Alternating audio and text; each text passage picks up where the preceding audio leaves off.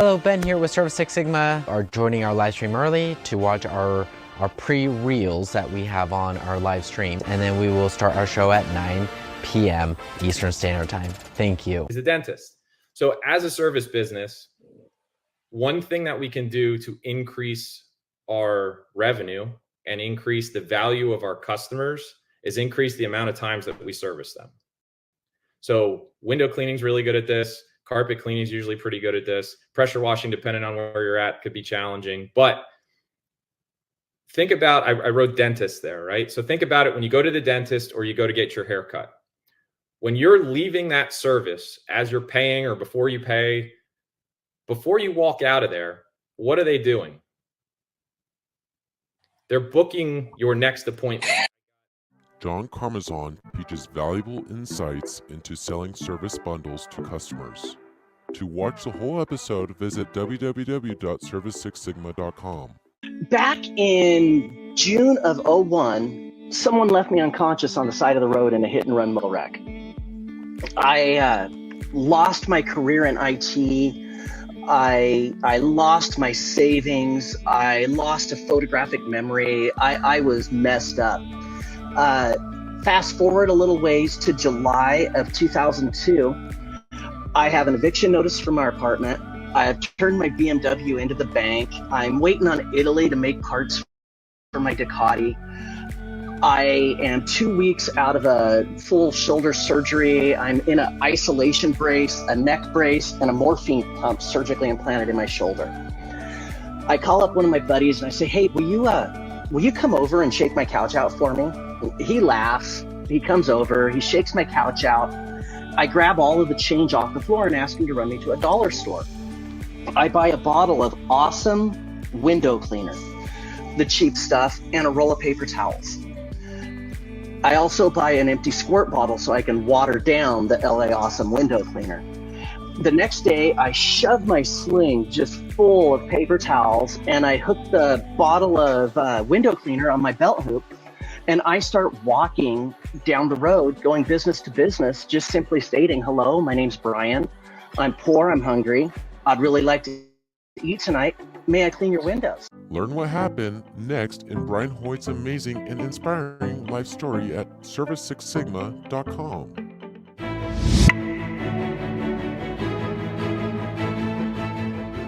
We have many guests that we have on our show. Be part of a growing community of guest speakers and share your professional insight in the mobile service industry.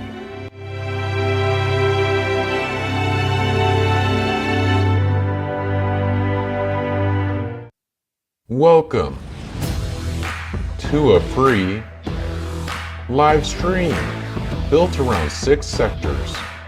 This live stream created for mobile service professionals. We would like to introduce you to your hosts, Ben Bergloff and Perry Tate. Welcome to Service Six Sigma, your live stream for mobile service professionals.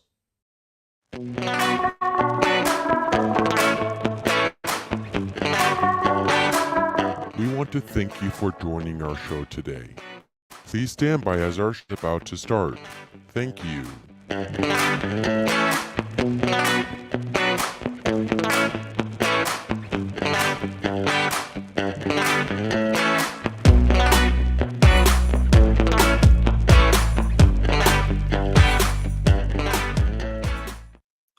Boom.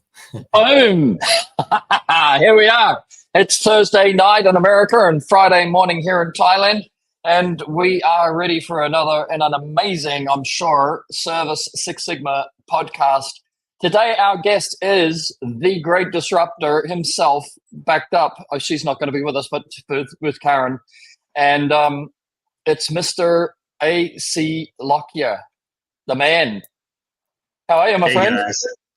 I'm doing good. I'm doing very, very blessed. Thank you very much. Yes, you are. I think it's a great place to start.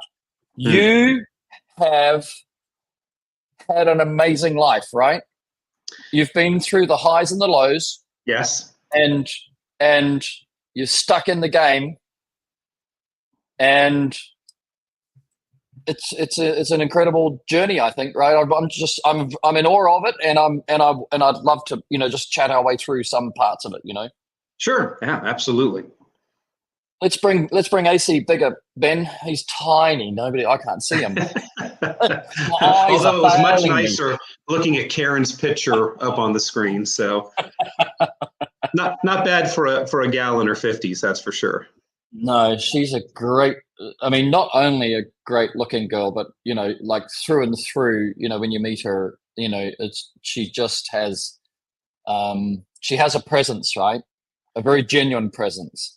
And is very, very smart. She was National Honor Society and all the things, had all the tassels on her robe when she graduated, and all these things that I don't even know what they are. She's very, very, very smart. And I tell people all the time, I had to get some good genetics in to make sure that my kids have smarts. Well, I don't know, but I used to have a book called Who Said What When. I'm not a big reader, but I read sayings. I'm very much inspired. I just need a saying, and I'll chew on it for days.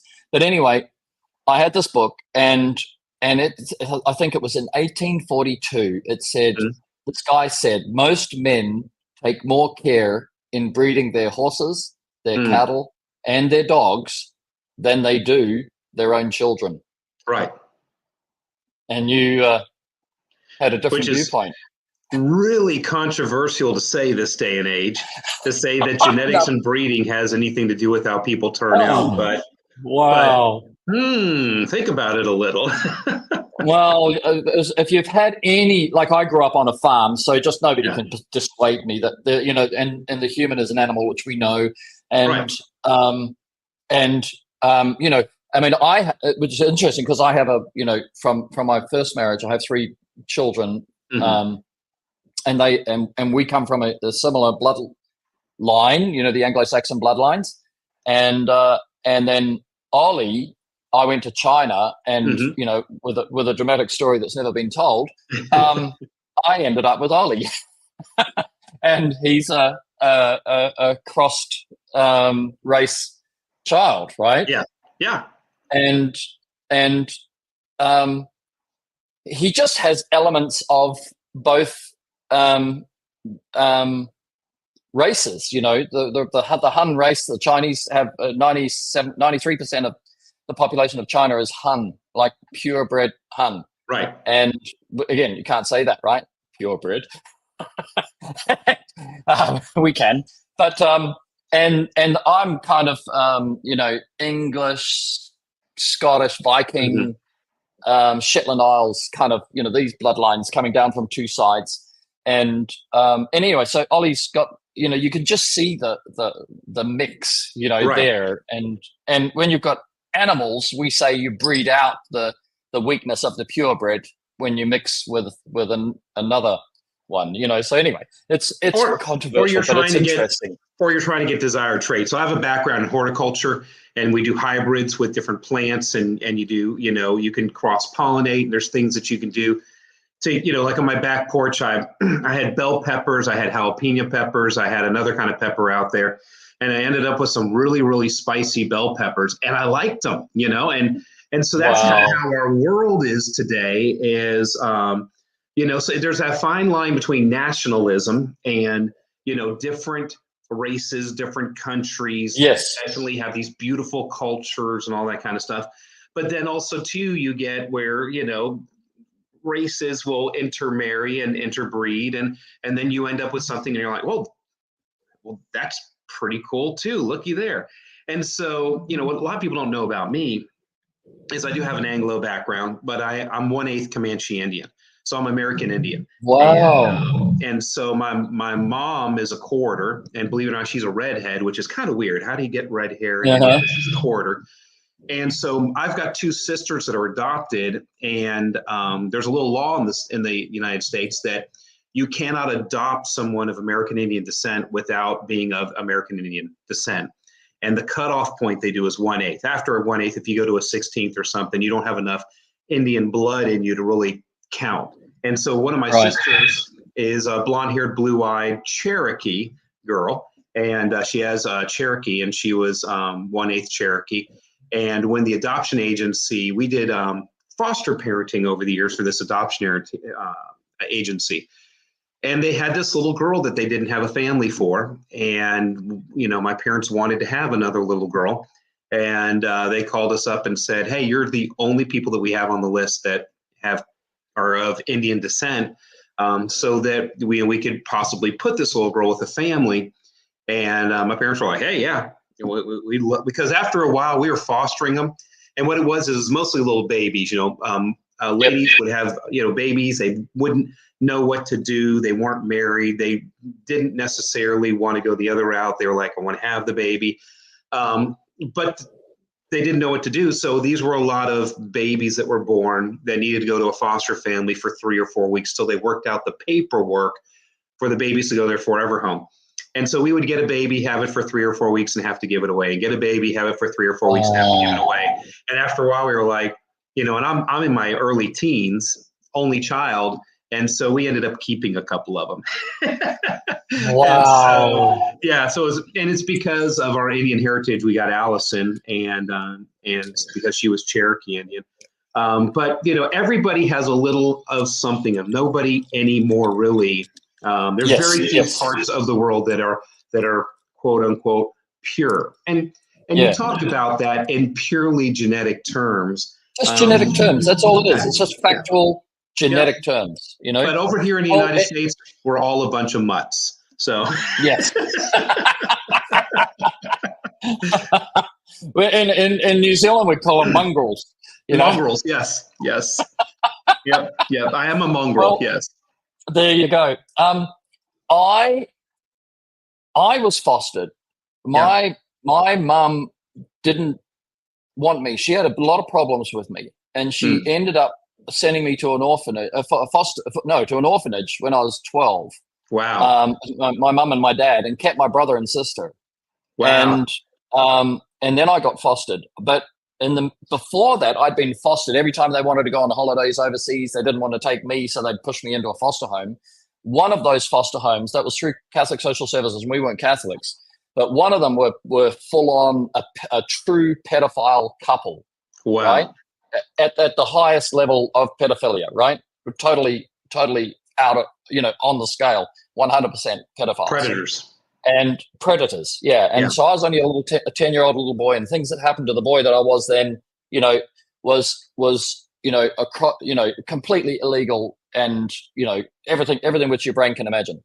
So then when my mum offloaded me, or my mum and my dad, because he wanted to stay with her, So I got this family who were dairy farmers, and they also were like your mum and dad. They were multiple foster parent people, and they'd taken on one kid. It was kind of their ministry type of thing. Yeah. They'd taken on one kid 20 years ago, and he'd grown up with them, and then they had one child of their own, and then in their 50s they took me on and said, we'll take Perry and we'll take him on full time, same as that, right? Wow. And at this point, I was completely rebellious. I was, setting fire to buildings, shoplifting. I was just headed for jail. I was headed for jail. Yes. And they taught me on the dairy farm. My foster father gave me all this responsibility. Drive the tractor, turn the hay, turn the soil, milk the cows. And my foster mum, because I was really angry. You can imagine how angry I would have been as a little kid. And my foster, being just tossed out like trash by your family. Gosh. Yeah. Woo. And then, but she taught me, my greatest blessing and my greatest thing in life, from this foster family. Oh, by the way, and they also had a certificate from the Pope for their contribution in this ministry of fostering, right? Wow. So they were genuine, really highly recognized. Anyway, but she said to me, Perry, you can lose your temper anytime you like, as long as you count to 10 first. And she built a fuse in me. Right. And that was what I think, that one little sentence was what stabilized me and gave me my chance, to be normal. Yeah. Incredible. So, bless all the people who do fostering, because they really change everything, which is It's incredible. Which is, It's a ministry. yes, it is a ministry. As long as you're not a career pedophile. Correct. Yeah. Thank you. Yeah. You and I share that experience a little bit. I was in Cub Scouts. I didn't make it to Weeblo or Boy Scouts because of my experience in Cub Scouts. So, that'll tell you enough. So. Yes. Hey, I came up with the banner, The Great Disruptors, because I really, I was reading on your website. That's right. That you are, is it true? Like you're the originator of the principles and the concept and the name soft washing. Is that so? Is that the so what I beginning? do is I don't say I invented it. I say I'm the patriarch. The term soft washing actually came from a guy that's up in Tallahassee, Florida. His name is Tim Asselton. He owns a company called Seminole Soft Wash. And as far as I can trace back, he's the guy that first started calling it soft washing. The almost 15 years or so that I was doing it before he was really on the scene, I always called it the Mallard system. I bought a pressure washer. I figured out damaged roofs. I got rid of it and found some pumps and all, and used my background in horticulture to come up with an algicide and a fungicide that could be mixed with bleach that I could spray on roofs and put together kind of the technique. But really, anybody that's ever used a pump up sprayer with bleach and water in it and a squirted dishwashing detergent, which a lot of people did here in Florida, because we've got mold and mildew grows on everything. So you got to clean your patio furniture, your indoor, outdoor carpet. I mean, it was one of the chores I performed as a kid. Is my dad would give me the pump up sprayer and the bleach and the water and the soap, and I'd go spray the back porch and the pool deck off and the patio furniture and rinse it off with the garden hose. And so I knew how to do that.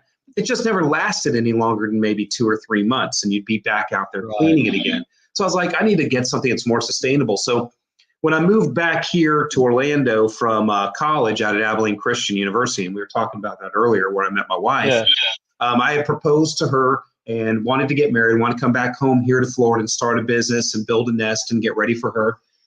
And I said to my dad, Dad, I want to marry Karen. I want to start a business. My dad had pitched other business ideas to other young men that were starting their lives. I said, pitch me an idea, And my dad said, well, the family painter just got done pressure washing the house to get it ready to paint. And he jumped up on the roof and pressure washed the mildew off the shingles. He said, seems to me that would be actually a great business to be in, is this roof cleaning thing. We didn't even know what to call it back then. And so I went from the pressure washer to running bleach through the siphon injector on the pressure washer to downstreamer. And that wasn't strong enough. So I went bleach directly through the pump. And then I would take the pressure washer back to Sam's every 2 weeks after I trash it. They'd give me a new one because I bought the extended warranty. And finally, after about 8 pressure washers, they said, son, you just can't take these back anymore. You're doing something to them. And so developed the pumps that could hold the bleach and the right hoses and the right plumbing fittings and all the stuff that wouldn't get broken down by the bleach. Took me about 2 years to develop that and had the first Mallard system. And we just called it the Mallard system. We would tell people that we do roof and exterior cleaning using the exclusive Mallard system. And that's what What's a mallard? A duck. Like a mallard duck so. with the green head, with the ring around its neck and the blue on its wings. Yeah. Mallard duck. That's a mallard duck. There you go. And so I like ducks. That's kind of my spirit Indian animal is the duck.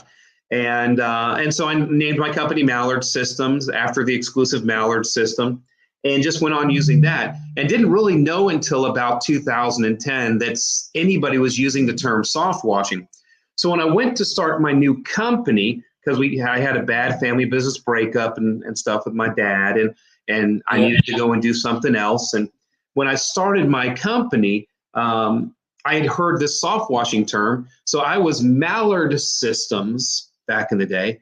So I went to see if the term soft wash, if the URL for soft wash systems is available. And to my surprise, soft wash systems is available. So I bought it for, was it $5 back then or whatever the URLs were back then. Bought it, had a logo design, and took all of the chemicals and know-how and everything that I had developed over a 20-year career of doing roof and exterior cleaning, using the exclusive Mallard system, now just called it Soft Wash Systems. We even, the chemical that we had that was our surfactant that had algicides, fungicides in it, a catalyst, it's our green wash nowadays, was orange back then. We colored it orange, and we called it our secret duck sauce. And so like at trade shows, we have a toaster oven, we toast off egg rolls, we give people packets of duck sauce, and we have signs say, it's the duck sauce that makes the difference. You know, when people be like, well, how's it going to last longer? Well, it's the secret duck sauce. And so when we started Soft Wash Systems, I just turned the color of the duck sauce to green, okay, and just called it green wash, and that's what we started using. So the chemical that we use for green wash, for instance, I've been using that chemical since 1994, and so we developed that back in '94, and so yeah, and so I didn't invent it. I'm not the guy. I'm the guy that took the principles and shaped them, formed them, and professionalized them, and turned it into a real service business, and you know, and developed it. And so I say I'm the patriarch, not the inventor. Yeah. Well, see, I always say the same with the radial brush, which was the constructor brush. You know that, you know, the concept was given to me, you know, from above. That it didn't. Yeah. It's not that I thought of it. I just came up with it one day and said this would be really amazing, and I had no idea. You know, obviously we claim because it's given to us, but in the end, you know, what radial brush has become is not something that I imagined is what the industry needed. But what I did notice is that the Tucker brothers, who came up with the original water-fed brush and the water-fed pole, that their first system had an over-the-top rinse, but it had the problems of attracting the dirt into the rinse, and then they couldn't solve that problem, so they put the jets in the middle of the brush, and that was a compromise to have a water-fed brush. All the jets were in the middle of the brush, and for the next 50 or 60 years, everybody copied the compromise. Nobody went to revisit the original design. Right? It's like us with hose reels. And I went back to the original design and said, that's right. I'd already tried to build. I had a little product called the Scorpion that I'd put on the back of a brush, and you could adjust its angle so that it squirted, and then it was I remember like that. Yeah. And so that was my first over-the-top rinse, but that had the same problems, and you're splashing up and back and all that. So, you know, you can see the journey. It took me way longer than I ever imagined. I thought I'd be able to solve that in 3 years. It took 10, you know, to get to radial brush. But anyway, now we're there. But it's fascinating. It's fascinating to see that there's the inventor, and then there's the innovator. The person who captures it either through technology or through clear thinking or just by being a disruptor, you know, isn't it? So here is my question. Yes. The life of a disruptor is a two-edged sword, right? It's a highly blessed life. With an enormous amount of emotional burden. Yes. That comes and hits you from time to time. Oh yeah. What have you been through in your journey? If we just talk, you know, this life, you know, this blessed life that you wouldn't trade for anything, but you would wish more calmness in your life if you could. Well, I wouldn't say calmness, because I'm a kind of a firefighter. I really like I like the energy, and I like a fire going on, and honestly, I've been accused of this, and there's some truth to this. I sometimes pee on some trees just to create a little drama because I'm bored, and you know, and stuff like that. But you know, the thing is, if you're going to be a leader of any kind, if you're going to step out front and lead, if you're going to disrupt, if you're going to bring new products to the market, if you're going to go against the status quo, if you're not just going to build the same Titan hose reel over and over and over and over again and copy everybody else's products, you're going to piss people off. And so you end up suffering a lot of ridicule, a lot of attacks, a lot of jealousy, a lot of backbiting, a lot of back channel talk, a lot of blacklisting. I have very, very, very few friends. And honestly, I'm very guarded with my associations, because so many times I've had people stay in my home. I've fed them. I've done marriage counseling with them. I've bought clothes for them. I've helped them with their businesses. And I can tell you this, the definition of insanity is doing the same thing over and over and over again, expecting a different result. I am absolutely insane because I pour myself so much into people's lives only for them to get 2 to 3 years down the road and just absolutely backstab me and attack me and just, when they don't need me anymore, just cast me off to the side. And it's not everybody, but it's 7 out of 10. It's pretty rough odds. If you're not going to be a wallflower and be Switzerland and and never do anything to rock the boat or tick people off. But for me, I can't do that because I want to be significant. I want to have influence. I want to make changes. I want to disrupt. But man, it is a lonely life for sure. Yeah. You know what? I spent 8 years with the woman who I'll say to this day is the woman I've loved the most, and I still love her, but she was a clinical psychologist, but not, but she practiced, but as on the side. She had a, $150,000 job, as well. And so she only looked after people that she wanted to, and she only looked after people that she could help. And, but what she ended up in one period of time that we were together, she was counseling 3 women whose husbands had been having affairs, right? Yeah. And she asked them, could you tell, why couldn't you see anything, right? And they said, we can't see anything. And she'd come home to me and just go, how do I know you're not cheating on me? Because she was getting, psychologists need debriefing. Like she would have other psychologists to debrief, but she'd also come home and try and debrief with me. And she'd go, how do I tell? And I go, well, just look at me. And she'd go, but these 3 women couldn't tell. And if we translate that into this conversation, you go, how can you tell when you care about somebody, look after somebody, that you genuinely have a relationship with them for the intention of having a relationship with them, a mutually beneficial, prosperous relationship. You can't pick them, can you? You can't pick them. You can't say this one's going to go south on me. Yeah, I absolutely have a blind spot. I always see the best in people. Yeah, and I wouldn't trade it for the world, because for even the ones that end up hurting me in the end and treating me poorly or not being loyal or doing something that they would never see in a million years as being poor and out of bad taste and being disloyal.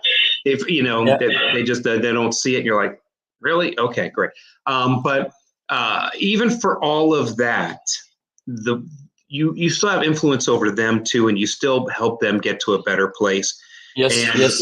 And I'm not doing it for me. I'm doing it for them. And so I will always do it, and I will never regret it. And I will always see the best in people, and I will always trust people, and I will always get hurt because of it. But one day, and you talked about that you got vision for your brush from on high. Yep. I'm accountable to somebody completely different than most people are accountable to. And people don't like this, but it's my Lord and Savior Jesus Christ, and it's God. Yeah. No, you can talk. You can talk completely openly about your faith here, AC. It's we don't. We love it, because it's, because the purpose of Service Sigma is to have a meander through the personal and professional lives of people that have achieved results that other people might aspire to, and find the gems and the reasons that people can either adapt, consider, or muse on, and possibly change their own destiny as a result of it. And for those, I watch UFC, right? Most Sundays I watch UFC, and the number of UFC fighters that are that thank Islam, thank Muhammad or Islam, Muslim, whatever. I don't know their terminology, so well. Right. So excuse my disrespect if I said the wrong thing, but or they thank Jesus Christ, Lord and Savior, for their success. So I don't think even the greatest atheists can't argue with the statistical evidence of highly successful people having Right. a faith. A faith. And part of the dividend, I'm not a practicing Christian, but part of the dividend of having faith in God is the rod of your best effort at truth and integrity. Right. Like the steel rod. You can't. Truth is weird because it's flexible, and in order for you to feel that something is true, you have to be comfortable with it. And when something uncomfortable comes along, your first filter is that's not true. Right. Yeah. So therefore, truth is subjective. Unfortunately, people's truth is subjective. So, but the point is, are they acting with integrity within their perception of truth? Right? Isn't it? Yeah. Yeah. So for me, I do it so that one day, you can't work your way to heaven, but when you get there, it'd be nice. It'd be nice to have a few extra jewels in my crown, but really what it boils down to is if for me, I'm living my life in worship. I believe what I do is in worship to God. It glorifies God. It's part of his plan. I'm taking care of his people. I'm a vessel that God blesses me in many, many ways, financially, gifts, opportunities, and everything else. Yep. And I'm just a funnel, and I funnel that through. I'm a conduit to funnel it to other people. And I think when you talk about people of faith, I think that's part of the reason why I am very successful and I always land on my feet and I can go completely broke and be a multimillionaire in the streets is because I don't do it for me. I'm a vessel. I hire people, I create jobs, I go and I mentor people, I coach people, I create opportunity for other people. So because I believe that, all of this earth and everything else, this didn't happen by accident. I believe there's a higher being and all. I believe that higher being is directing blessings through me. Now I'm not preaching prosperity gospel here. I'm not the Rockefellers here, guys. I do well, but I'm not a gajillionaire or anything else. But I do well enough that I'm comfortable. But I do well enough that I get to bless a lot of people and make a lot of change. And I can proudly sit here and I'll say something very bold, but nobody in the entire cleaning industry can contest this. Okay, and it's very bold. It's going to piss some people off, and some other people will go, "That's absolutely right." Don't worry about it. I have been the most significant driving force in the exterior cleaning industry in the last 20 years. Okay. Yep. New products to market, new techniques, inspiration, people modeling their companies after ours, people going in wrapped trucks with sublimation shirts on, spraying bleach on. I mean, I single-handedly tripled the consumption of sodium hypochlorite worldwide. And so, but it's not that I'm boasting that. I'm just saying, and because of that, I so freely gave and influenced so many people, blessed so many people, and built equipment. And I've put over almost 2,000 soft wash skids on the road since I started doing this in 2010. I've put 1,500 people into the business. We're in 9 countries with 150 licensed affiliates. And if you look at my companies and everybody else that looks like a Soft Wash Systems authorized company, because they've got a skid in the truck with a wrap and everything. There's people out there who don't realize the skid in the back of the wrap truck with the sublimation shirt on, slinging bleach. That's me. And I was the first person to do it. And I'm not saying that to look at me. I was the first person to do it. I'm just saying, look at this, how many people are doing it. Isn't it so exciting? And so what that they're not flying my flag? I'm just excited as all get out how many jobs have been created because I took Mr. Squeaky, the pump up spray, and went squeaky, squeaky, squeaky, and would clean one roof a day for $49 with Mr. Squeaky and turned it into a professional rig in the back of a truck that could be replicated over and over again. Just look at how many people are building skids in the United States. I'm their granddaddy. Their babies have my eyes. I mean, it's right. That's the bottom line. But it's a bit like the Protestant churches, it doesn't matter if you're a Baptist or a Methodist or an Anglican or whatever, they're offshoots, Right. from a mothership, and Lutherans wouldn't be the Lutherans if there weren't Catholics. exactly. Yeah. So it's a really valid, point to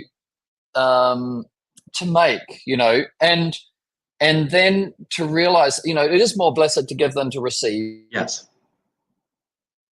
I want to bring that little, because the people that challenge us emotionally and professionally, and the people that have stayed in your home, these people have received, we still got the blessing of giving. Right. You got the blessing of giving, and you're not, and so you got that. And I love that you've made the proclamation that you haven't changed your character, because I think it's so critical, because you do watch people online being hurt, being betrayed, being slaughtered in a virtual sense, hung and quartered, as we might say, Oh, yeah. Hung out to dry and turning bitter. Right. We call it, but there's an acronym, Batman, bitter and twisted, mean and nasty. Mm. You cannot go Batman, right? You have to your own self be true. In order to be your own self be true, you have to have a steel spine of who you are, and you're going to suffer the hurt. And I'm sure Karen's had you, cradled in her arms at times, as a grown She's looked at me man. before and said, "Honey, won't you just go out and get a job? There's all kinds of people that would love to have you working for them, would pay you hundreds of thousands of dollars a year to do what you do in your mind and everything else." Yep. And I'm like, "Honey, this is where God's got me, the stinking lowly power washing industry, and I wouldn't change it for the world." I mean, and you talk about that you have to have a strong spine and everything else. There are times where it beats me within, an inch of me saying, "Screw you guys, I'm out of here." Yeah. And then, like you were saying earlier, I count to 10, Yeah. I count to 10, I take a deep breath, and I go, "No, the only reason why I'm going through this is because I'm significant. I'm making a difference." Yes. And Satan only attacks people who are having influence and have significance. Yes. Okay. Yes. The devil only attacks people that are in the game. He doesn't attack people that are on the sidelines. And so when I go through all this, I go, well, I must be making an impact, because if I wasn't making an impact, nobody'd care about me. So there we go. Yeah, because these are I think what we have uniquely, not uniquely as in only the both of us, but we have uniquely between us is this experience of what is now coined the hater, whatever, and they say if you don't have haters, you're not achieving anything. And but there was a time where you'd never had a hater, and every time you have a hater, you cope with it. You've got to debrief. I think you probably debrief more with Karen than anybody else. I debrief with Harrison more than anybody else, and I remember sometimes, somebody would slander me on Facebook, and Harrison and I would sit for 2 hours crafting, the most beautiful answer, that gave them respect for their hating of me, but defended me in the eyes of all those who were watching and listening, as best we could, and I've lost a lot sometimes, as you know, and I'm practically, I remember doing a live stream where I was practically crying, and I had people ringing me up saying, "Take that shit down now. That is not Perry Tate. You're not allowed to go there." It's funny. You mentioned, I'm sure you can remember a time when you didn't have haters. Man, I can't. I can remember all the way back to second grade having issues. Yeah. Wow. I have just had one of those lives that because of my background, because of my parents, and then later on, about 13 years old, becoming a Christian, I've always strived to do my best. I always strive to use my talents. I don't blend in. I always want to make sure that I do things 100%. And I always thought everybody thought that way. But when Right. you're trying to do your best, you're trying to give 100%, when you're trying to take advantage of your opportunities, you make other people look bad or look lazy or look like they're not trying enough. And those people attack you. So all the way from second grade through grade school, into middle school, into high school, I have always been, because I work hard, been attacked. It happened, you know, in the rock and roll bands I used to be in. It happened in the Future Farmers of America when I, you know, ran for vice president of my FFA chapter. And over the summer, the president left and I was the president the next year. And I came in and, you know, we went from all, you know, yellow ribbons to blue ribbons. And I pushed the chapter further. And, you know, and I went to college and, you know, and I had problems, and I started my business and I had, you know, problems. And it's just, I've always had people working against me. And so people would say, well, AC, then it's all you. If you weren't such a jerk, you know, maybe people might like you more. Well, that's probably right. I'm sorry, I'm a jerk, but I'm a jerk that creates jobs, that motivates people, that creates opportunities in the industry, that raises the bar, raises the tide in the harbor so that all ships will rise. And I wouldn't trade it for anything. I'd rather have less friends and more influence than more friends and less influence. Yeah. Who, apart from Karen, who's stuck by you the most on this long journey? Well, you know, I have. Who do you want to mention? You can mention 10 names if you want to. The people that have just been you there. know, so I've got a very, very close group of men that have been my friends. You know, I've got a guy named Kevin Hipes, a guy named Roy Reed, Dan Holland, who is now my CEO of Droplet International. He was my pastor for 25 years before then. Brett Testerman. You know, I could name about, you know, of course, even though my dad, I love you, Dad, but my dad and I had problems, man. I got daddy issues, and he was hard on me, pushed me. I am today because of who my dad was. Yeah. But it got to a point as I got older that my dad didn't know when to stop and when to stop manipulating me, when to stop, you know, pushing and trying to orchestrate the things around me. And it ended up coming to a head and creating a rub and everything else. We didn't talk for 7 years. We got over it. It's fine now. But my dad was in there in my life fighting for me. And, you know, I've got a group of men around me that will always be truthful with me, that can always talk to me, that aren't going to blow smoke up my butt, that are always going to be my friend, no matter how big of a dick I am, you know, and those are my core people. And it's also the reason why who I am today, because, you know, that you've heard the saying that you are the average of the top 5 people that you hang out with. Well, if you look at the top 5 people I hang out with, they're pretty awesome. So it makes me pretty awesome. Not because I'm pretty awesome. It's because I pick some pretty good people to hang out with. And so, yeah. And so I'm not trying to make everybody in the world my friend. That's not my goal. My goal is to carry a small group of friends with me over my life that really have influence over my life, and iron sharpens iron, and speak truth into me and all, and me go out there and make a difference. Amazing. You know, and my wife's my best friend, you know, she's who I spend most of my time with. So, you know. Yeah. Where does Zig Ziglar fit in? Man, so I wish I would have found Zig a long time ago, because I would have really liked to have known him. I'm actually fairly good friends with his son, Tom. So I know I would have gotten to know Zig, and that would have been incredible. And so, you know, I know a little bit about Zig Ziglar. I know more about Tom Ziglar. And I met Tom, of course, through Howard Partridge, who's one of my business coaches, and, you know, coaches the Phenomenal Products organization, coaches our soft wash systems licensed affiliates around the world, but met Tom through them.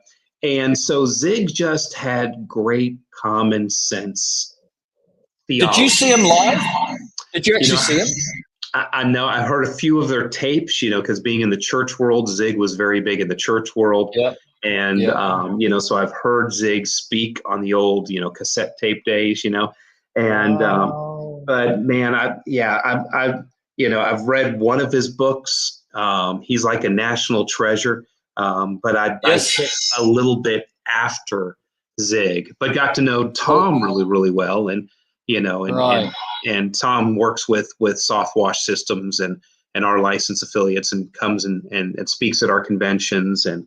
And so I get to know Zig through his son, Tom, and that's awesome. Well, that's amazing, because Zig Ziglar changed my life personally, because I went to see Zig Ziglar in Sydney with 1,000 people in the room. Yeah. And this is a story I haven't told for a long time. But Zig, he said to the whole room, everybody close your eyes. Right? So you got 1,000 people, close your eyes. He says, trust me, close your eyes and do not look around. Now, I'm going to tell you a horrible statistic. 3 in, I don't know if I've got it right, but I think I've got it right. 3 in 5 girls have been sexually interfered with, and 2 in 5 boys have been sexually interfered with in their childhood. Now that you're an adult, raise your hand. Everybody keep their eyes closed. You're not in shame, right? Raise your hand if you are one of those children. I think he may have reframed it with you were one of those children or whatever. I've got to watch, Yeah. So now that it didn't just go, oh, all the hands go up, right? He kept talking. He kept reassuring. He kept saying, you're safe here. He kept saying, look back, take your time, whatever. Because AC, my sexual assault, sodomy, stuff I had to do to her, all of that had been locked away somewhere. I told my dad 2 years later, so I didn't, the guy had bound me to silence somehow. And then somewhere, maybe when I got fostered or whatever, I've locked it away somewhere, and it's not in my consciousness, right? That it happened. We can do that. We're amazing minds, but everything that has happened to us is always there, right? Yeah. And so I'm sitting there going, I wonder how many people are holding it. And then he's just encouraging, and then I go, oh, this is me, blah, blah, blah, blah, blah, like that. And so I raised my hand. And he said, if you're comfortable, maybe we had the opportunities to stand, if you feel comfortable, stand up, and then he said, now everybody open your eyes. And holy hell, it was a third of the room was standing up. Oh yeah, for sure. Yeah. And that gave me the consciousness of what had happened to me. And then I'm in a position to be able to, rather than compartmentalize and block, I was able to, do programs and, talk to people and, put it in its proper place, of what happened to the person I was. Yeah, for get in trouble when they get first person association with it. But so Zig Ziglar, I'm so blessed, to have been there at that convention, and he's like one of my, as you can imagine, he's like one of my heroes. But he's huge. The reason I originally brought it up, because one of the sayings that I've always taken from Zig Ziglar was, you can get anything you want in the world if you help enough other people get what they want. Yep. And I think that sums up to my impression of AC Lockyer. Yep. You get out there giving people what they want, okay, you're gonna get what you want. That's a fair trade, isn't it? Well, we all do. Yeah. It's the most disingenuous thing I see contractors do today, and I'm going to rag on contractors a little bit. I go online, you see me, I'm all over Facebook, I'm giving advice, I'm answering questions, I'm helping people out, and I'll make a post or whatever, and somebody will come in and be like, well, you're just saying that because you're selling something. And I'm like, hold on. I'm on a pressure washing message board, or I'm on a pressure washing Facebook group here. You're here because you're in the pressure washing business. Are you not selling something? Do you not smile at your customers and do nice things for them and take them cookies and flowers and build relationships and everything else to get business out of them? You know, you disingenuous snot. You know, come on, people. You know, just because you're doing it in the name of developing a relationship so that we can do commerce together doesn't make it any less genuine that I care about you, that I want to answer your question, that I want to mentor or coach you, or I want to see you prosper or whatever. And P.S., if you like me and I like you, you know, it's like passing that note in grade school. You know, if you like me, mark the box. Okay, so you like me, great. Would you buy some of my crap, please? You know, because we have to do economics here and we have to support our families and everything else. We might as well do business with the people we like. And you like people that get on and help you and answer questions and everything else. And then you get these contractors that come in and go, see, I knew it. He was selling something. And I'm like, oh, so you give away your pressure washing services? Right. You know, it's the dumbest thing in the world. And so these guys, you know, stay because their self-limiting thoughts and the way they look at the world and the way they look at commerce and all, they stay this big for the rest of their lives. And if you just open up and you help people get what they want, you know, and they'll help you get what you want, and you realize the give and the flow and the way money works. You know, there's a book that is a really, really great book. It's called Thou Shalt Prosper, and it's by Rabbi Daniel Lapin. Whoa. And it's called Thou Shalt Prosper. If you know who Dave Ramsey is with Financial Peace University, this is one of the 10 books you have to read if you go to work for Dave Ramsey. So it's called Thou Shalt Prosper. And he's a rabbi, and he talks about why Jewish people are so good with money. And he talks about the Jewish people see money as a relational thing. They see money as an act of worship. And that's why it makes them so good with money. And and so come on, people, realize that money is not, don't put money over here at a basket and put business in a basket. It puts family in a basket and church in a basket and everything else. It's a one big bowl of goulash. It's one basket. And if you treat it as one basket and you let all the things flow together and you stop trying to compartmentalize off business from money, from church, from family, from everything else that you have, and you just realize, no, everything relates to each other. Everything, you can't separate them. You need to do it all together. Then your life becomes much more harmonious and a whole lot less, what's the word I'm looking for? Hypocritical. We'll say that. Oh, nice word.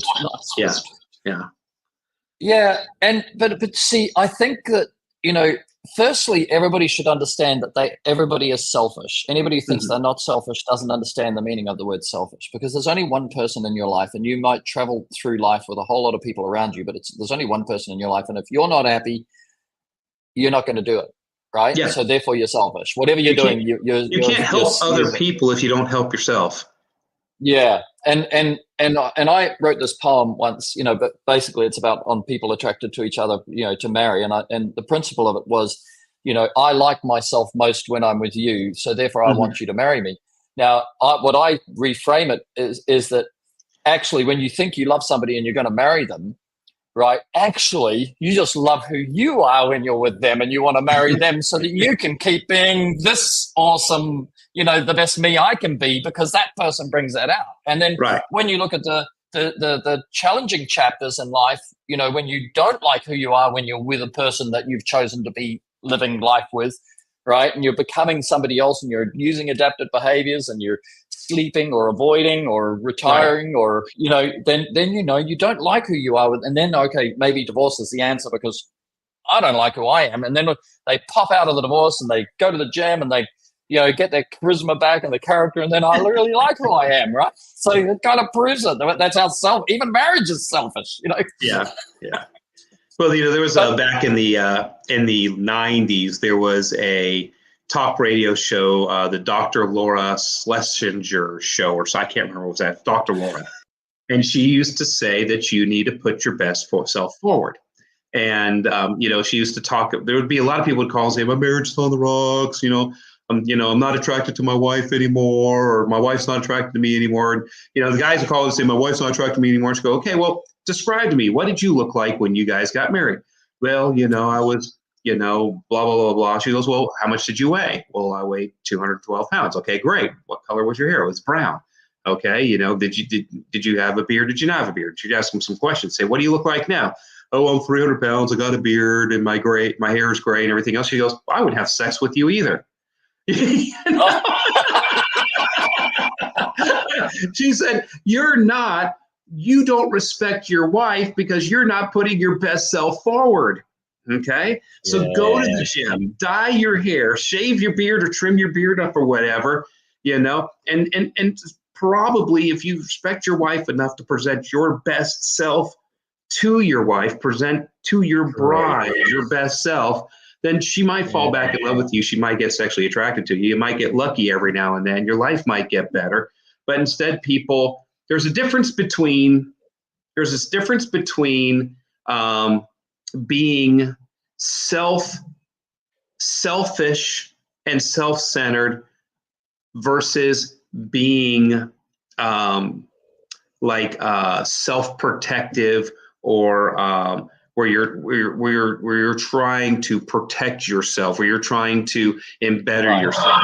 Okay, selfish, self-centered people, just the whole world revolves around them, and they eat whatever they want, they act whatever they want, they drink whatever they want, they don't take care of their health, they don't take care of their business, they don't take care of their credit, they don't take care of their friends and family around them and everything else, and they just can completely just implode in on themselves.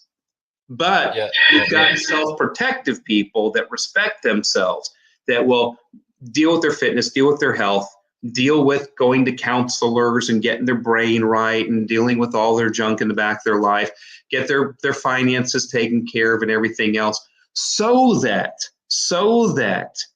they're putting their best self forward, so that they can have influence, so that they can take care of their friends and family, so that they can do better business and provide more opportunity. And so, it's that big difference between being selfish and self-centered and really bettering yourself. And I'm saying this to people because you need to listen to this. You've got to better yourself. You've got to get rid of the stinking thinking. That's what Zig used to say. You need to check up from the neck up. Remember, he used to say that? You need to check up from the neck up. You need to make sure that you go ahead and you put the oxygen mask on yourself, so that you have oxygen, so you can take care of the other people on the plane as it's careening towards the ocean. Okay? And those are the things that you have to do. And so to say, "Oh, woe is me, it's tough. I'm knocking on doors, everybody's saying no. My Google advertising isn't working. The economy sucks. This is just too tough. I'm just." Or I tried to hire some people, they didn't treat me well, and they didn't do a good job, and they killed plants. So I'm just going to be an owner operator the rest of my life because I can't trust people to do the work. Okay, what are you doing? Your life could be more than that. Now, if you're going to be an owner operator for the rest of your life, that's great. If that suits you and you're happy, that's wonderful. But what if there's something more? What if you're more blessed than that? What if you're more gifted than that? What if you have more opportunities than that? And you're squandering them because you have self-limiting thoughts, because you have stinking thinking. Because so what? You got burnt a few times. So what? Some people hurt your feelings. So what? You had an employee kill some plants or wreck your truck or not show up to work on time. Okay. Push through it. Come on. There's more to life than this. You don't have to go home smelling like bleach every day. And instead of you just working on that truck, you could probably create jobs for 20 or 30 people. I mean, I have created now, just in my organization, over 1,000 jobs.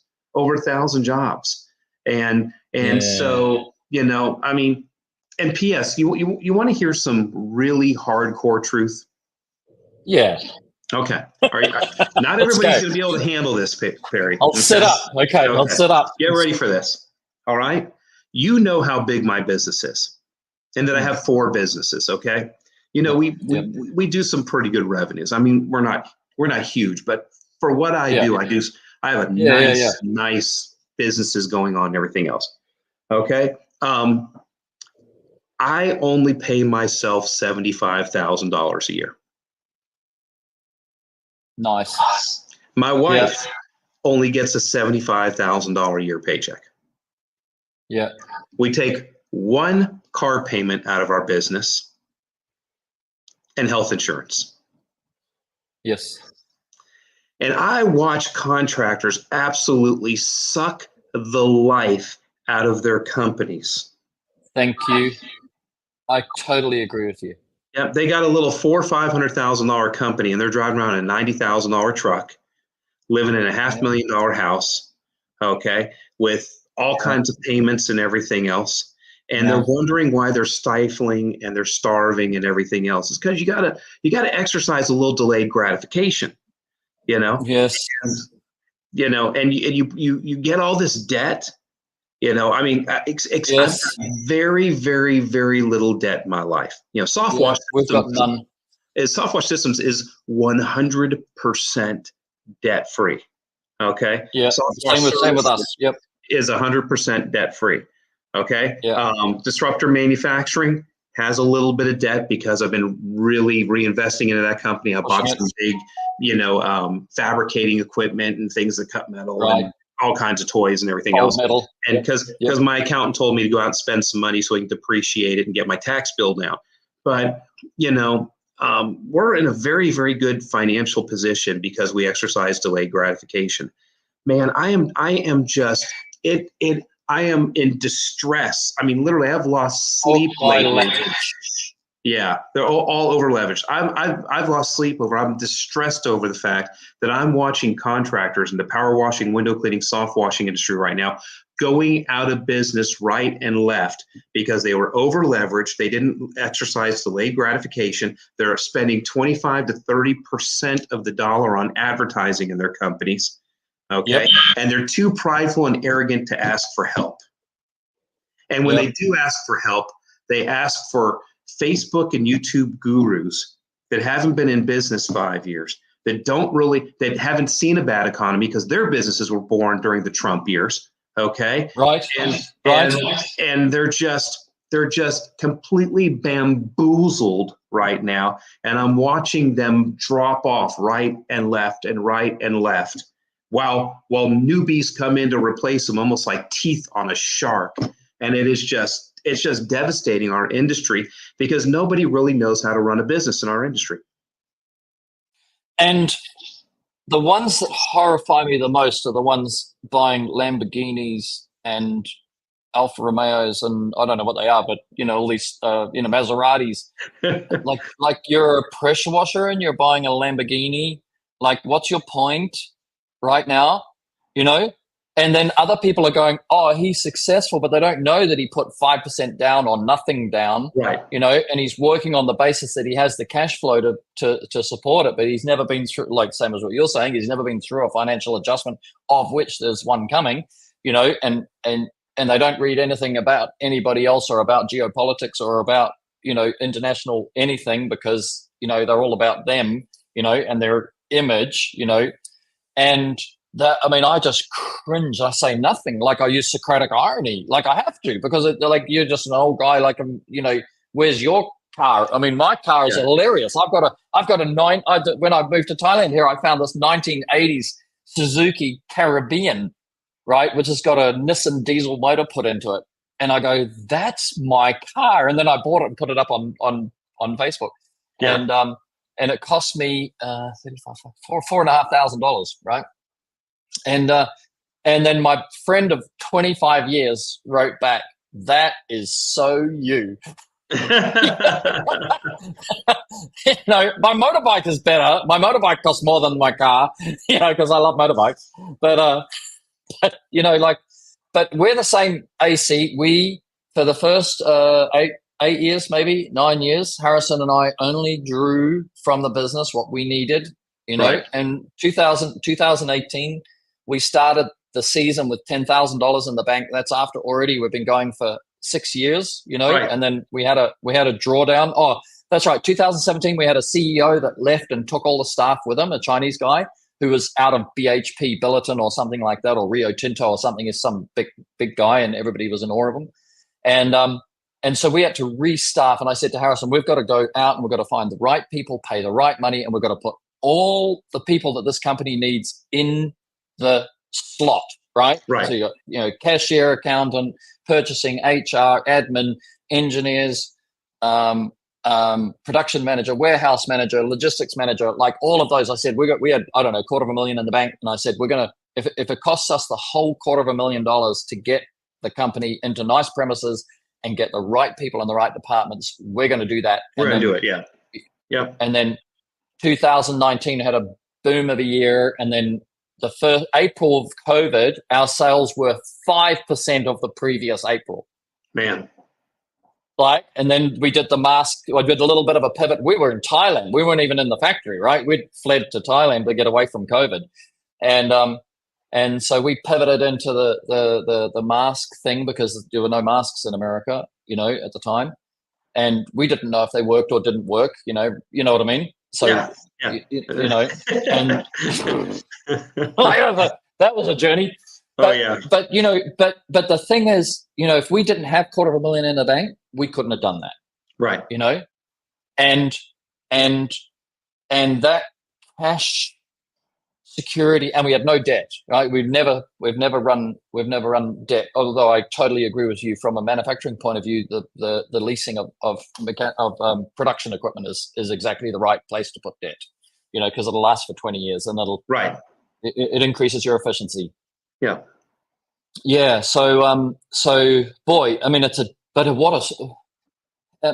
there's nobody wants. In every phase, you think you can learn from other people's mistakes, but you can just listen to them. And when you go to make the mistake, you go, oh, that's what he meant. So there'll be guys who'll listen to this and go, yeah, two old guys talking, and yeah, it's all right for them and whatever, and what about, profit first, and you should take 20% out of your company and put it in your bank account, and, and then your company's starved, and looking for cash to grow, and it's in your bank account personally, and I go, are you kidding me? Like, my company it's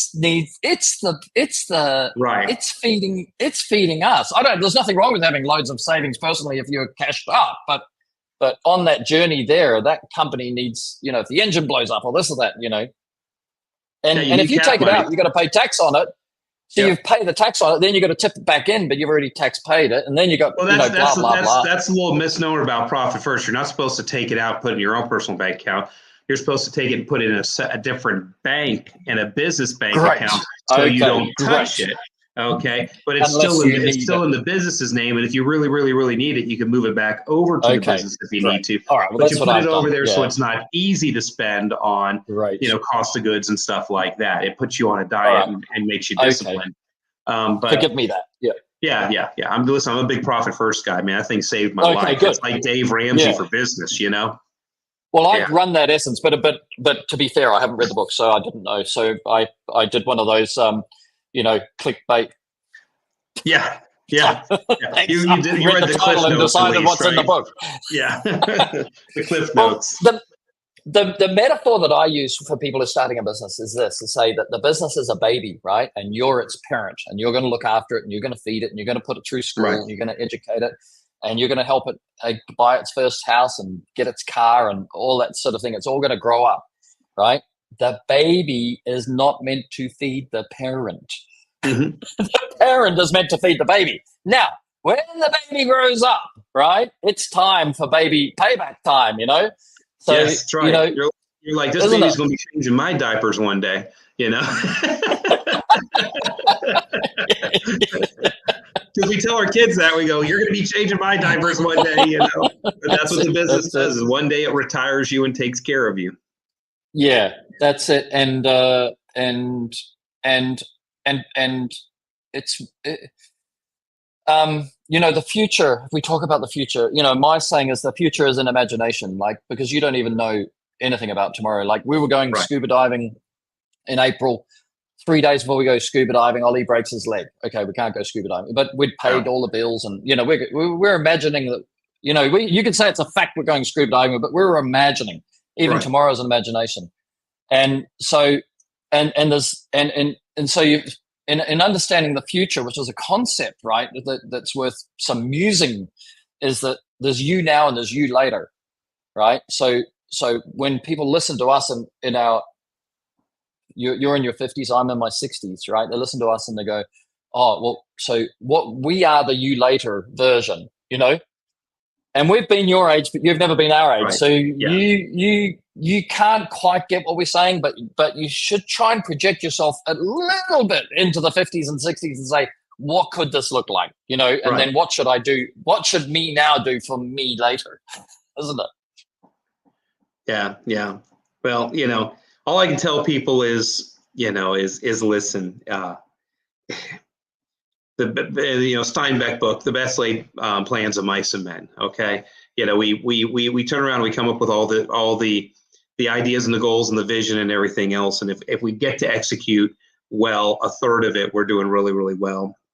And I just tell people, listen, be passionate about what you do. Go out there and make a difference. Be bold. Live out loud. Don't hold back. You know, go out. If you're going to market your business, market like hell. If you're going to sell, close everything. If you're going to build your business, man, set some goals and pull in the resources you have to do to grow your business or grow your family or whatever you're doing. Do it with excellence. And, you know, and I mentioned this earlier, but it is a complete example of how our industry is. And you're on the manufacturing side, so I'm like preaching to the choir on this, okay? Hose reels got really, really tough. Hose reels got really, really tough about 2019 because, the economy was screaming here in the United States. And my favorite hose reel in the world was Titan hose reels. I knew John Techler when he was alive. He's the guy that started the company. I knew Pratik, the family who bought the Titan hose reels. Then John sold for them for a while and all, had a great relationship with them. But they got to the point where they couldn't keep up with giving hose reels to me. Even little me. I mean, I'm not a huge company. We were using probably 1,000 hose reels a year, but that's a drop in the bucket for Titan hose reels. And I was having that problem, and a lot of other people were having that problem. And Titan wasn't addressing that. They didn't want to grow anymore. So Cox Reels was having problems. The Henny Reels was having problems. And Steel Eagle Hose was having. Everybody was having problems with hose reels. So all of a sudden, a bunch of people started going into the hose reel business. And what did they do?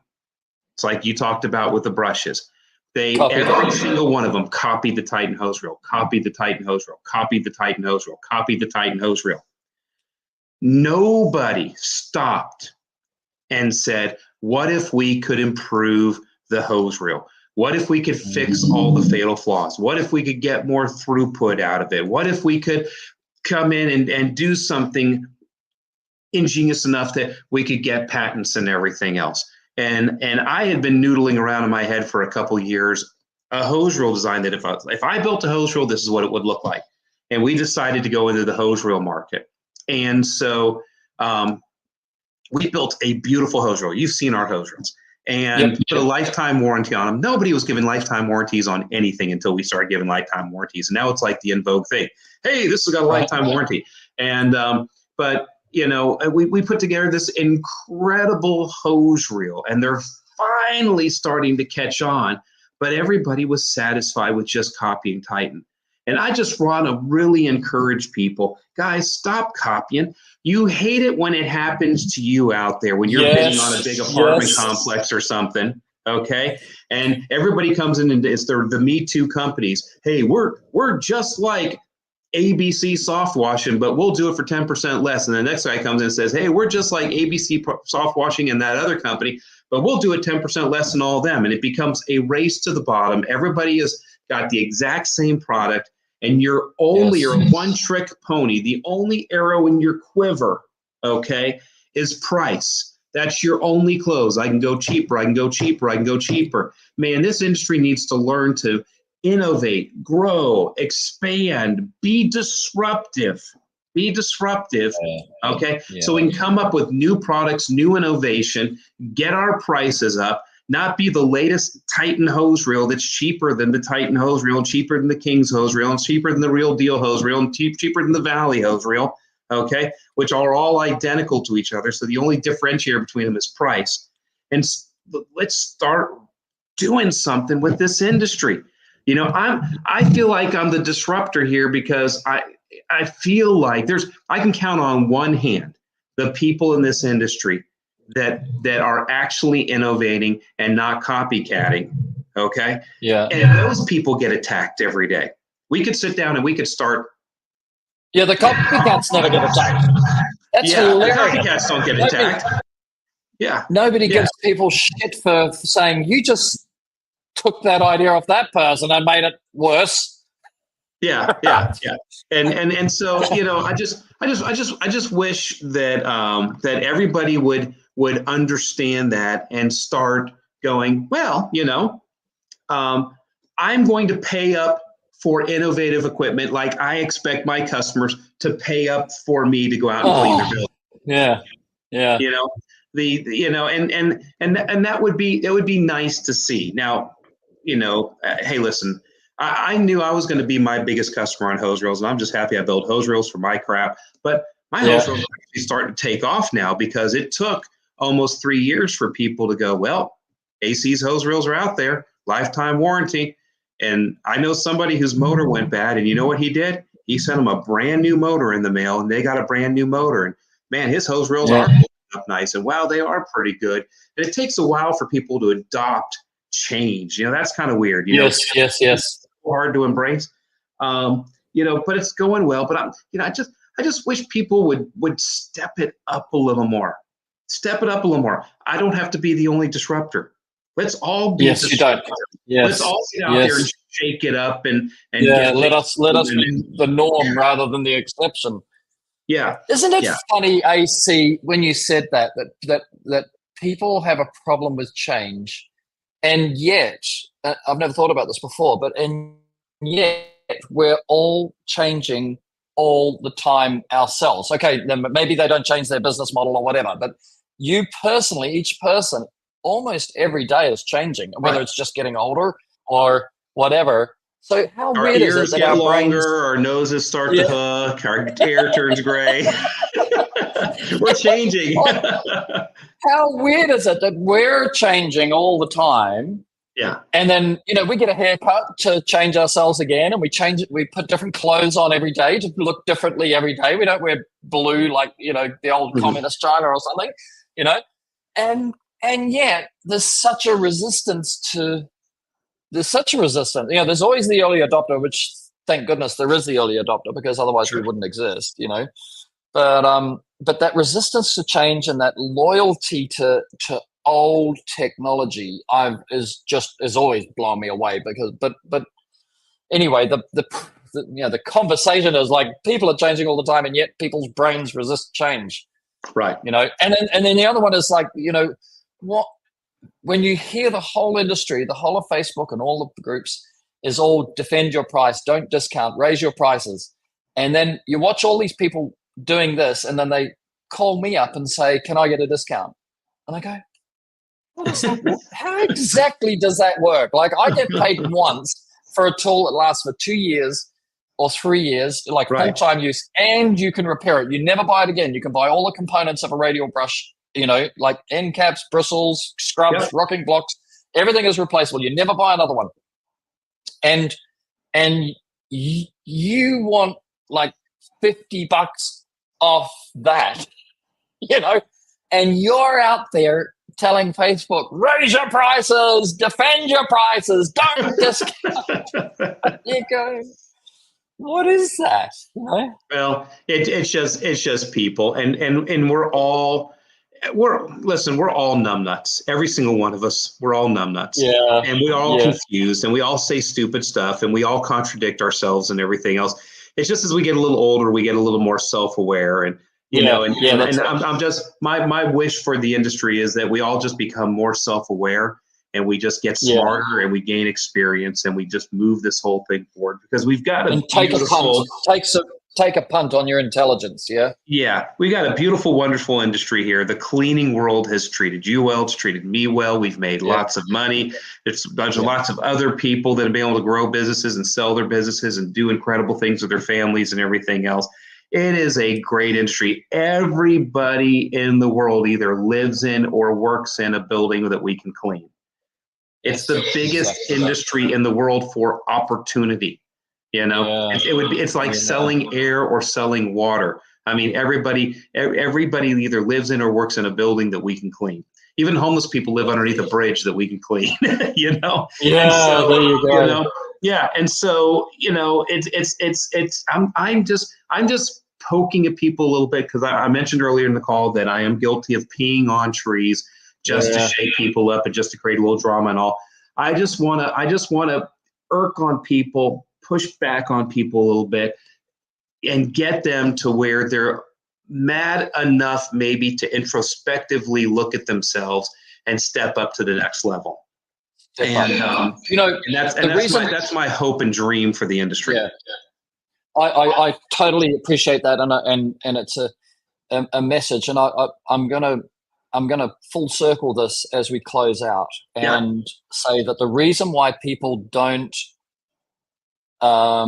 take risk is usually, it's not a fear of success, it's a fear of failure. Right. And I can't remember the quote, but you know, most men walk the road of mediocrity because they were too scared to fail and therefore unable to succeed. You know, because they couldn't take their money and run the risk of losing it. You know, and if you want an inspirational poem, there's Rudyard Kipling's If, which talks about that. Yeah. But I want to remind people, I want to draw attention to a chapter in your life where you did lose everything. Sure. And I'd love to hear. I'm very like, you know, I've not been good at making a marriage last. I'm a one woman man who didn't have one woman, right? So, but I love. I really am in awe. Yeah, I'm in awe of people that have got a wife that is stuck with them, you know, through the thick and the thin. And I want to, if you could, AC, share, you know, a sense of the trauma and the turmoil and the what you had to go through mentally, and obviously we know that Karen has been with you through that time, and the power of your oneness. I've got no idea, because that's when my marriages broke, right? So, you know, but you guys stuck together, and, you know, can you share that, you know? Well, you know, and you know, just shameless plug.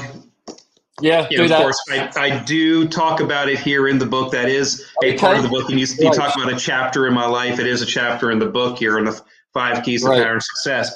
But, you know, first of all, I want to say that because of my religious background, because of Karen's religious background, we both come from the same church background, which is the Church of Christ. Not the Church of Christ of Latter-day Saints. That's the Mormons, just the Church of Christ, which is just really mainline Reformation-based Christianity. In our church, it's like a sin to get divorced, and when you get married, it's a forever thing, and you make a very forever commitment, and you know, and it's there's like no other choice. So there have been times that our life has not been wonderful or beautiful, and we haven't. You know, we've been mad at each other or not exactly hooking up and lining up and all. And there's been times where I've been a numbnut, and, you know, I've had issues and problems and addictions and problems in my own life that Karen could have had any excuse to leave and all. But we made a commitment to stay together, and for better, for worse, in sickness and in health. And then, you know, another thing that's not a very popular thing to say is that in my Christian background, our Christian background is the wife is supposed to submit to the husband. Boy, but there's a lot of people now going, whatever that means. Yeah. But no, well, it means a lot of things. The wife's supposed to submit to the husband. But in the same scripture that right behind that in the Bible, it says, but the husband's supposed to love his wife like Christ loved the church and gave up his very life for her.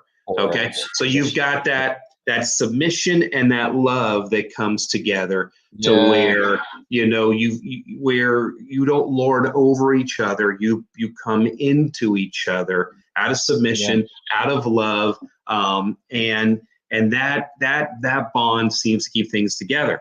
And so you have that life mate, that partner that when you're going through the tough things, like my bad family business breakup and me going broke down to my last $250 and You know, my Yep. wife had a little catering business at that time. And when we went broke, her catering business is what paid for us to put gas in our car and take our kids Wow. to school and put food on the table. And I started doing business consulting, but kind of in the in-between time between Mallard Yep. systems and soft wash Yep. systems. I started doing business consulting, and I would fly home from my business consulting trips and go to where my wife was catering and put on an apron and wash dishes for 2 or 3 hours, cleaning up after her to serve her. Okay. And to help with the family business and everything. So, you know, you've got to have, you know, the secret ingredient in all this. Number one, you know, I think the big takeaways tonight is, as you mentioned, who are your friends, AC? And I talked about that 5 to 10 men I've got in my life that are my ride or dies. I mean, they're Yep. just there. They don't care how much of a jerk I am or how much of a numbnut I am. We know each other well enough that we're comfortable with each other. Iron Yeah. sharpens iron. A great relationship with your spouse, you know, Yes. tenacity in business to where, you know, that things aren't always great, but you know, if there's a storm, you're going to work your way through it. You're going to have tenacity and you're just going to put your head down and pull the plow. And then also to erasing the self-limiting thoughts. Stop thinking like people that make $20,000 a year. You know, Yes. start thinking like somebody that $20,000 an hour. Start thinking like somebody that makes, you know, $400 an hour or $1,000 an hour, and have that attitude. And people are like, oh my gosh, I can't believe you're saying have that attitude. No, have that attitude. Have that attitude that you know what you're worth, you know what your time is worth, you know what you're supposed to do, you know what you're not supposed to do. Okay. And you start making decisions like the people you want to do business with. And I just watch so many people that the reason why they're struggling in their cleaning business is because they think other broke people should have their houses cleaned too. And they're broke and they're doing business with themselves. No, the happiest day of my life and the saddest day of my life is the day that I realized, okay, was the day I realized that AC Lockyer was not his target customer. Even as much money as I made, okay, and still make today. I've got a big business. I don't cut myself a used paycheck, but I've got a big business, okay? Even as well as I do today, I live in a neighborhood that most people in my neighborhood are going to whip out their Home Depot pressure washer on a Saturday morning and clean their own house. Right. Okay? I only do business with people who have $1 million houses or above. Okay? And I'm not out there trying to clean people with $500,000 houses or below. And I just watch contractors do that. Guys, step up your game. Step up your game. I'm just telling you guys, I love you. I want to see everybody do well. I end all of my videos with go forth and prosper. That's what I want you to do. I want you guys to prosper. It's time for all of us to start shaking off all the BS salespeople. And the BS salespeople aren't who you think they are. Okay? Your local supplier is your best friend. They're the ones that are going to sell you your equipment, coach you through your jobs, give you advice, mentor you in your company, okay, help you pick the right chemicals and everything else to do the job, help you bid your projects and everything else. I sit on Facebook and I watch people give other contractors disinformation just to screw with them. Okay. Yeah. I watched a guy the other day tell somebody to mix bleach and toilet bowl cleaner in their tank to clean roofs. And I jumped in there and I said, that's a lie, not unless you want a 30-foot foam snake to pop up out of your tank and possibly burn your lungs and have to go to the emergency room. Do not do that. But, you know, people need to really evaluate who they're listening to. Most of the people on the internet are not your friends. Yeah. AC, if somebody's not, I know you've got Softwash Systems as a franchised or principal agent, I don't know the structure, but you've got a structure for people that can be part of your network. But my question is, people who want to support you or hear your story and your product range and your hose reels and all that, they don't have to be part of Softwash Systems network, do they? Like, can anybody come along and just buy your chemicals, like your hose reels? So what I've been doing is little by little, I've been separating out Softwash Systems where it's a licensed affiliate program.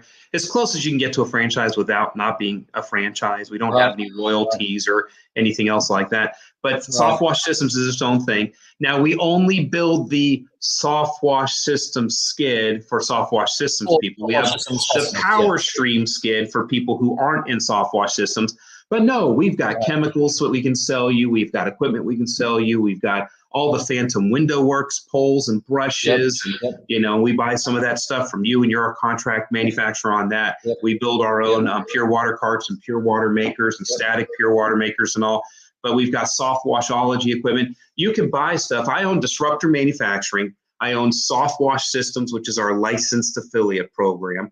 And then I own Soft Wash Services.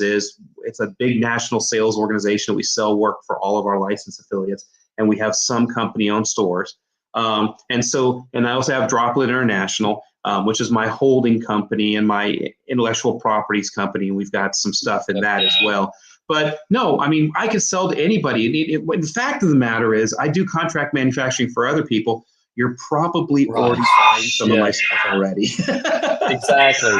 So just go to your supplier and say, hey, I'd like to have Phantom Window Work stuff. Can I order through you? I'd like to have Soft Washology systems, skids. Can I order it through you? I'd like to be able to get, some Stingray hose reels. Can I order them through you? And that's how you can bless me, is because we're trying to just provide great, innovative, disruptive products out there. And, at the same time, if you've been struggling with your pressure washing, power washing, window cleaning, soft washing business, and you're having a hard time systemizing it and getting a hold of it, and you need the support of a licensing program that has a Soft Wash Academy online with 250 classes, 98 aids, 1,500 questions of tests, certifications for every position in your company, business systems, marketing. I mean, we've already got 12 months worth of monthly marketing around all of the holidays. We've got videos.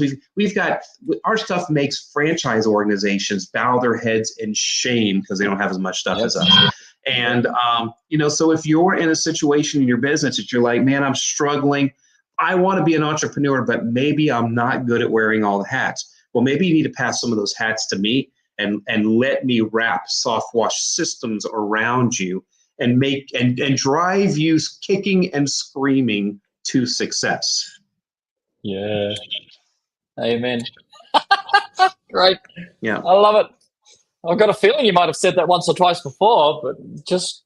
I keep ringing the bell, and I've been told that you can't save them all, but we'll save the ones we can.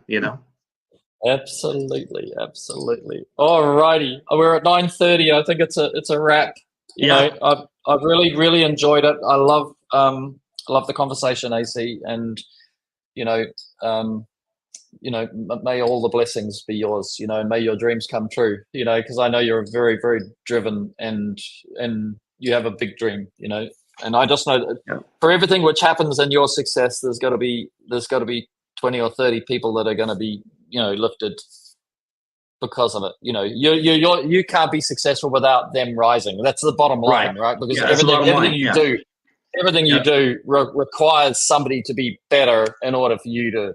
Yeah, you can't propel yourself up in life without propelling other people up around you. You have to build a foundation. Yeah. And so, I'm helping people to help me, and I'm helping me to help other people. And I call our organization, Soft Wash Systems, a symbiotic organization.